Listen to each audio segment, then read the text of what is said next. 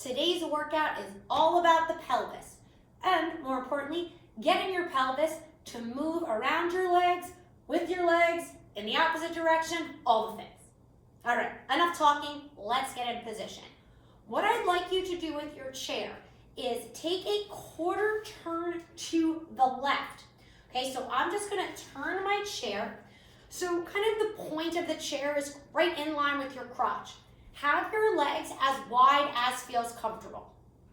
First thing I want us to do is both hands on both knees. Bring your right hand and knee towards the left and away. So we're just gonna isolate the legs first. Let the foot, the whole leg go with your arm. Now, while you're doing this, make sure your opposite hand and knee don't move. Some helpful strategies is to create a footprint on the floor. Now, that is not a great strategy if you've got neuropathy or lack of sensation on that foot. So if that doesn't work, you can also press your hand into your leg.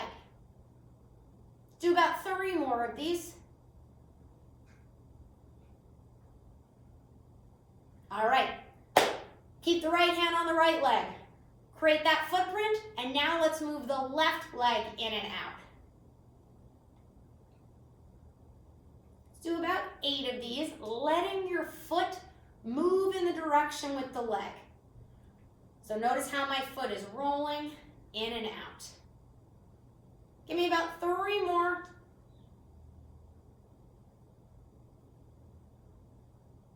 Switch to the right.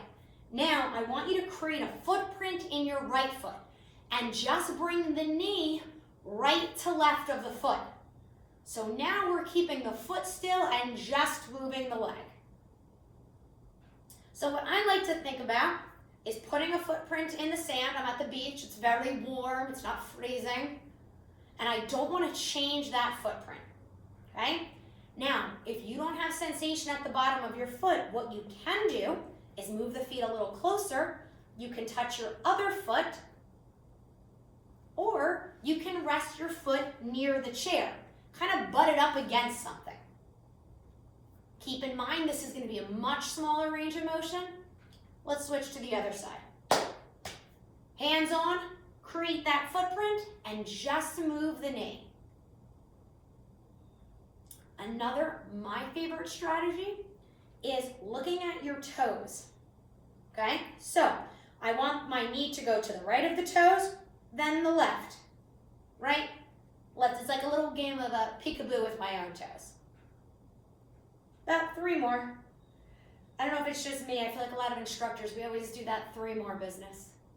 We count sometimes. All right, now what I want you to do is take the right hand on the knee, bring it towards the left. Now hold it there. Keep the knee in place and just try to move your foot. Little small rocks. I like to think that my heel bone is rocking, and back to start. This one's small. Let that left knee come in and just rock that heel. Really tiny movements. 2, 1, come back to start. Now, we're gonna start moving the pelvis. So what I want you to do is take your hands on the top of your pelvis. So sometimes when we say hands on hips, this is not really your hip. Your hip is that ball and socket here. So put your hands on top of those bones there and slide your hands down, okay? So what we'll do is we'll take the right hand on the right, it's called your ilium, we'll say pelvis, and take your left hand to your right leg. Now notice there are 2 different parts. So all I want you to do, this is really small. Take your right hand, move it towards and away from your left hand. It's real small. Good. Left hand on the pelvis, right hand on the leg. Move your left hand towards and away from your right.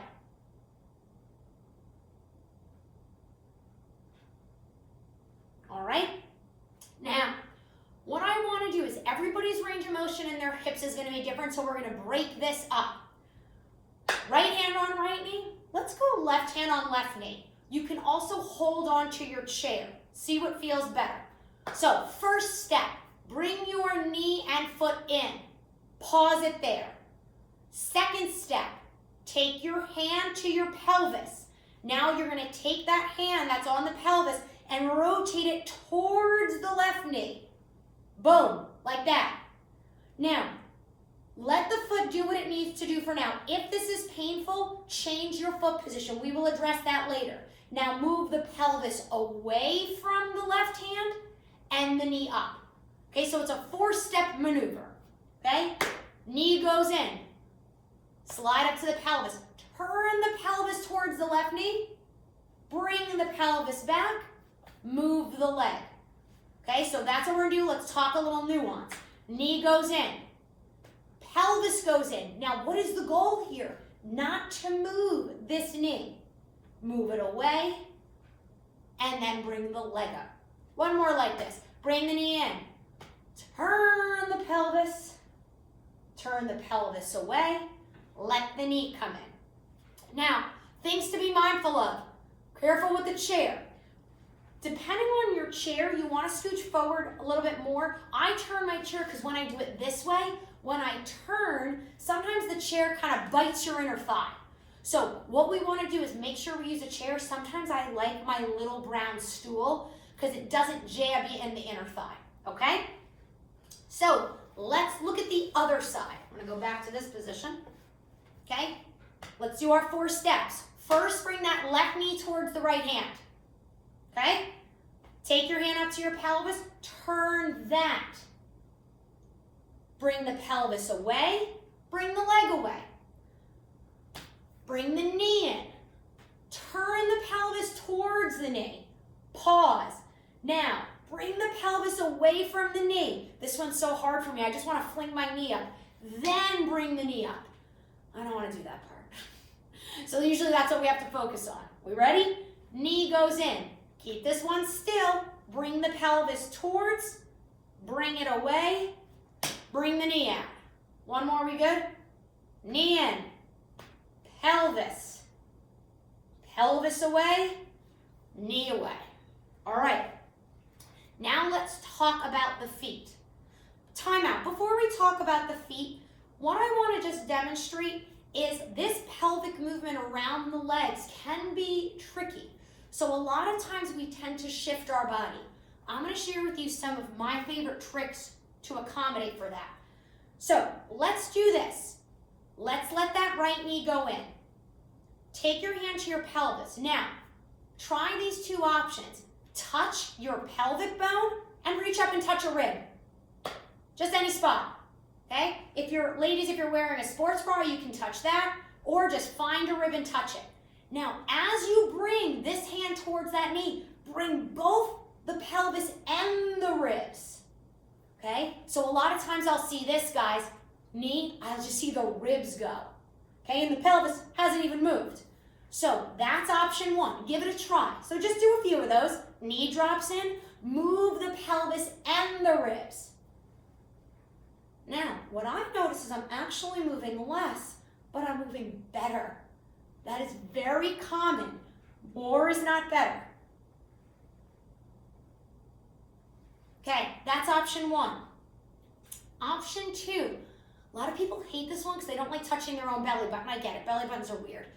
Touch your pelvic bone, any spot of it, and then touch your belly button.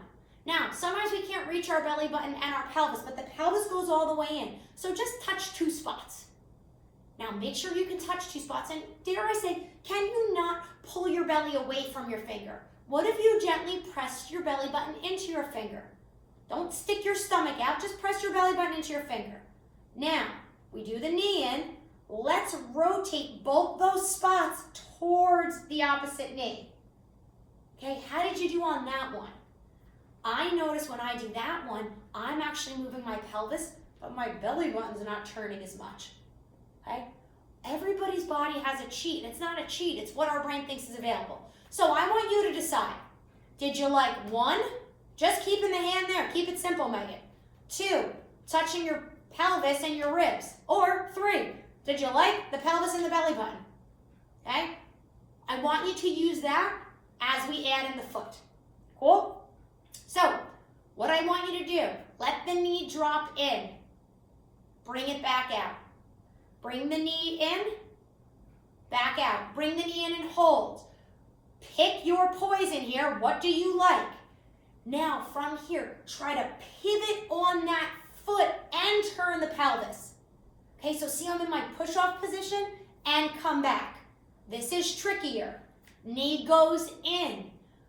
Pivot, foot, and pelvis at the same time. And back. Now, maybe you observed when I did that. What did I do over here? Little cheater. Okay, so let's get back to basics. The first rule is this can't move. Rotate the knee in, pivot on the foot, and stop. Let this be the judge of your range. That's my range of motion. That's okay. Keep practicing that. Give me 3 more. Rotate the foot and the pelvis. And back. Knee in. Rotate foot and pelvis. And back. Okay? Now, depending on if this was your neuroaffected side, or if you have neuropathy or no sensation in your feet, you might not be able to add the foot in. So I'm going to show you a little modification you can use using a yoga block. Sometimes we have to remove a variable to get the pelvis to move around the leg so we can improve the foot. So what you can do is rest your foot on the yoga block. Okay? So you'll do the same thing. You'll bring the knee in. And you'll use the yoga block to roll around this way. So there's less pressure of the foot on the floor. You can also use a pillow. I find a pillow can be a little too squishy. Okay? So feel free to give this a try. Only if you felt like an increase in pressure in your foot, like someone was pushing your foot into the ground, add the yoga block. If you're like, I can do this, it's just hard, I want you to practice. Before we switch to the other side, let's review. Rule number 1, the opposite leg cannot move. If we want to isolate the pelvis around the leg, we can't move the leg. That's tricky. You can use a footprint in the sand or your hand pressing into the leg. So that's first rule. Second rule, let's try to isolate hip movement and pelvis and foot. Okay? Don't force either one. For now, you can always take the foot off the floor and let that foot roll. Once we build the strength here, we'll be able to translate it down to the foot. Keep in mind, I do not have a neurological condition. I do have some neuropathy and damage in my left foot from a break. So you'll notice when we go to do the other side, the difference in range. Okay? Now, different side, different child. Let's test what we like. Let's do the pelvis first. So we'll do knee in, just hand on the pelvis. What do you think? Now, go pelvis and touch a rib. Gotta touch 2 bones. Okay? And don't worry if you're in a little bit more flesh. Just gently push in till you feel something. Then we'll do knee in. Now, bring your ribs and pelvis towards that knee. Okay? Again, my range of motion decreases, but it feels better. It feels more organized. Last one, pelvis and belly button. Gently press your belly button into your finger, drop the knee in, rotate, and try not to change the distance between those 2 points. Ooh, I really like this on this side. Hated it on the other. Okay? Those are your 3 options. Pick your poison. We ready? Rule number 1, we're not going to move this. Hand here, drop the knee in. Now, rotate the pelvis towards that knee and away. Now, let's add that foot in. We ready? Knee in. Rotate the foot and the pelvis. And back. Knee in. Rotate the foot and the pelvis. Let's do about 2 more. Knee in. Pick your sensory cue. Rotate pelvis and foot towards that knee and back. Also feel free to take that yoga block strategy. So I'm at the edge of the yoga block. Knee goes in and back. All right?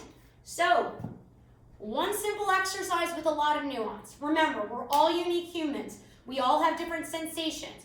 So really focus on finding ways to show your brain different options. Now, if you have lack of sensation in your foot, change the surface under the foot, lift a yoga block, okay? Also, you can roll out your foot before we begin. The last thing we're going to do is a little bit of spinal movement around our legs, okay?